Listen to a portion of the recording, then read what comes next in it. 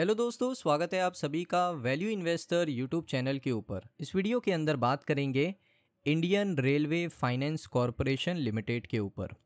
अब देखिए दोस्तों, सरकार की तरफ से एक अपडेट आ रहा है जो मैं आपको सबसे पहले दूंगा। यहाँ पर आप देखोगे सेंट्रल गवर्नमेंट ने अप्रूव किया 6,405 करोड़ रुपए के रेलवे प्रोजेक्ट, वो भी झारखंड के अंदर, कर्नाटका के अंदर और आंध्र प्रदेश के अंदर। अब ये प्रोजेक्ट क्या है मैं आपको बिल्कुल शॉर्ट में समझा देता हूँ। देखिए, पहला यहाँ पर प्रोजेक्ट होने वाला है रेलवे लाइन का। इसमें क्या होगा, इसमें जो विलेजेस हैं, जो गांव हैं, उनको शहरों से कनेक्ट करने की सरकार कोशिश करेगी। तो रेलवे लाइन एक प्रोजेक्ट है। उसके बाद यहाँ पर है फ्रिट की ये लाइन। फ्रिट यानी जो ट्रांसपोर्टेशन होता है ना, जिसमें आपका कोल जाता है, गुड्स जाते हैं, एक स्टेट से दूसरे स्टेट्स पे गुड्स ट्रांसफ़र होते हैं ना, उसको कहते हैं फ्रिट्स। तो फ्रिट्स की लाइन यहाँ पर आप कह सकते हो कि नई बनने वाली है इन तीनों ही जगह पर। उसके बाद है द होल इंफ्रास्ट्रक्चर, यानी स्टेशन का रीडेवलपमेंट होगा।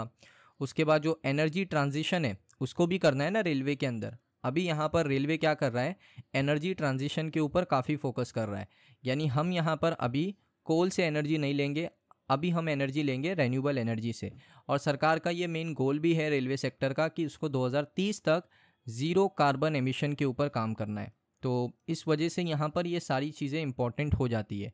तो काफ़ी लोग को लग रहा होगा कि रेलवे के अंदर कोई नया अनाउंसमेंट आया नहीं है। ऐसा बिल्कुल नहीं है। सरकार लगातार रेलवे सेक्टर के साथ काम कर रही है और बड़े बड़े प्रोजेक्ट्स को अप्रूवल दे रही है। आप अपनी स्क्रीन पे ही देख सकते हो कितना बड़ा प्रोजेक्ट है। 6,405 करोड़ का ये प्रोजेक्ट होने वाला है। अब दोस्तों, यहाँ पर इतने बड़े प्रोजेक्ट के बाद मैं आपको एक और अपडेट देता हूँ IRFC का।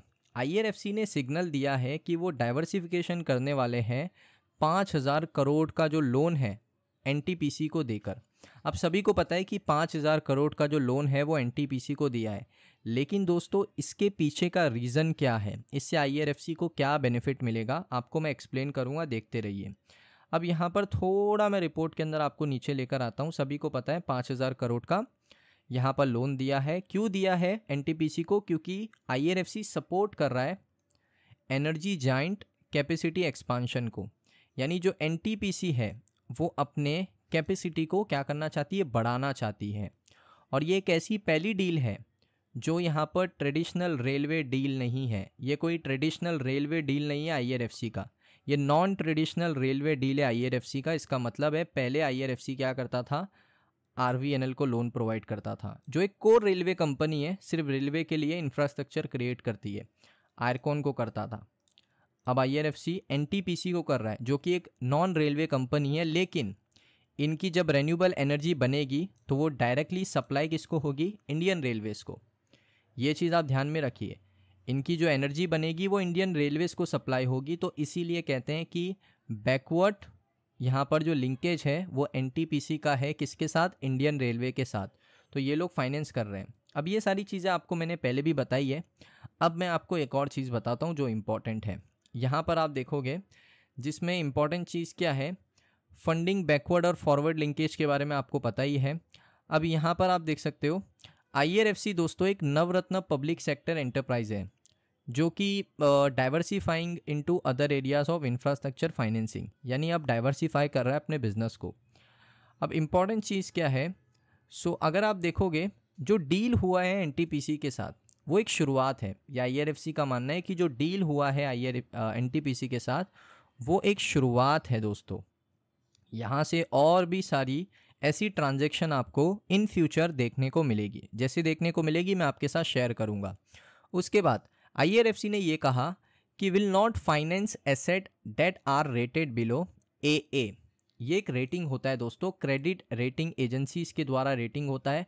अब देखिए, रेटिंग है ना बहुत तरीके की होती है, बहुत टाइप्स की रेटिंग होती है।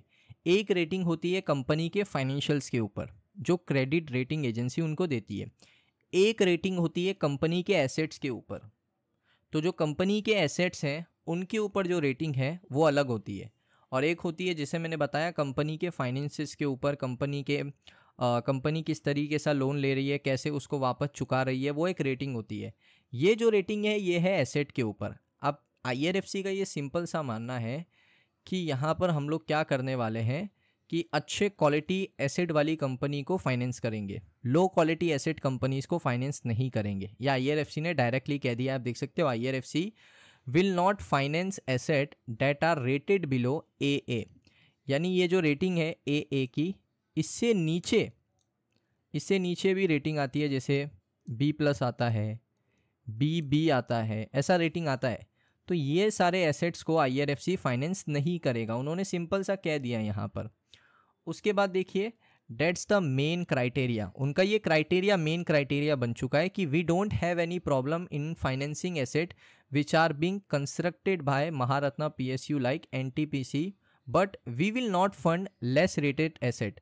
यानी इन्होंने कहा कि हमें कोई प्रॉब्लम नहीं है फाइनेंस करने के लिए एसेट को जो NTPC ने बनाया है या कोई भी कंपनी ने बनाया है, लेकिन हम लोग का जो क्राइटेरिया है वो ये है कि हम लोग लेस रेटेड एसेट्स को फंड नहीं करेंगे, उसमें रिस्क काफ़ी इन्वॉल्व होता है। उसके साथ साथ यहाँ पर उनका मानना है कि जो डील है NTPC के साथ वो एक बैकवर्ड लिंकेज डील है, और NTPC अभी जो बिल्ड कर रहा है वो है रेन्यूएबल पावर प्लांट्स, वही पावर सप्लाई करेगा वो इंडियन रेलवेज़ को, क्योंकि उनको नेट ज़ीरो एमिशन यहाँ पर कंप्लीट करना है 2030 तक, जो मैंने आपको डेटा बताया है। और ये जो पावर प्रोजेक्ट्स हैं NTPC के जो रेन्यूएबल्स के होने वाले हैं वो फंडेड है आईआरएफसी के द्वारा, और इसका एक बैकवर्ड लिंकेज है इंडियन रेलवेज़ के साथ। और एनर्जी दोस्तों बहुत ज़रूरी है, और मुझे लगता है कि ये लोन आईआरएफसी ने जो दिया है ये आईआरएफसी को बहुत अच्छा रिटर्न निकाल के देगा। सो आप देख सकते हो आईआरएफसी ने रेज़ किया था 3000 करोड़ रुपए डोमेस्टिक डेट से, और बॉन्ड्स की जो मेच्योरिटी है 5 साल की है, 6.65% का यहाँ पर लो रेट है, तो रेटिंग भी यहाँ पर लो है।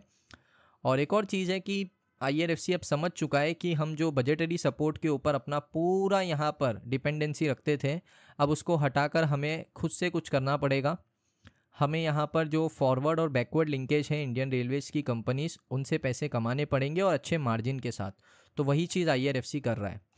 अब दोस्तों यहाँ पर आप देखोगे म्यूचुअल फंड्स मई के अंदर काफ़ी एंटर हुए हैं। नावी निफ्टी नेक्स्ट 50 इंडेक्स 10% होल्डिंग लिया है, UTI ने लिया है, DSP ने लिया है, निफ्टी नेक्स्ट 50, ये सारे म्यूचुअल फंड्स है। मिराई एसेट्स है, HDFC है, मोतीलाल ओसवाल है, उसके बाद एडेलवीस है, मोतीलाल ओसवाल है, कोटक निफ्टी है, ICICI है, जीरोदा है, तो ऐसे बहुत सारे आप देखोगे, बंधन निफ्टी नेक्स्ट 50, ये सारे दोस्तों यहाँ पर कौन है, इंडिसेस है। अब इनके स्पेशली इंडिसेस होते हैं, मिड कैप के होते हैं, निफ्टी नेक्स्ट 50 के होते हैं, वो लोग इन्वेस्टमेंट करते हैं। कोई भी शेयर अगर निफ्टी नेक्स्ट 50 में आता है या उसका इंडिसेस ऊपर जाता है, तो वही चीज़ आपको देखने को मिल रही है। मई के महीने में भी एक बड़ा इन्वेस्टमेंट आईआरएफसी के अंदर हुआ है, और उसकी चीज़ आपको देखने को मिली है। अगर आप एक महीने का डेटा देखोगे 12% ऊपर है, क्योंकि पैसे का इन्फ्लो आया है। ये रिटर्न इसी वजह से आया है क्योंकि म्यूचुअल फंड्स में इन्वेस्टमेंट किया है आईआरएफसी के अंदर, म्यूचुअल फंड ने इसमें अच्छा खासा इन्वेस्टमेंट किया है, इसी वजह से आप देख सकते हो ऑलमोस्ट 12% के आसपास एक महीने में ऊपर गया है। सो दोस्तों ये वीडियो आपको कैसा लगा कमेंट सेक्शन में बताइए। अगर आपको ये वीडियो अच्छा लगा वीडियो को लाइक करें, चैनल पे अगर आप पहली बार आए हो सब्सक्राइब कर लो। मिलता हूँ नेक्स्ट वीडियो में।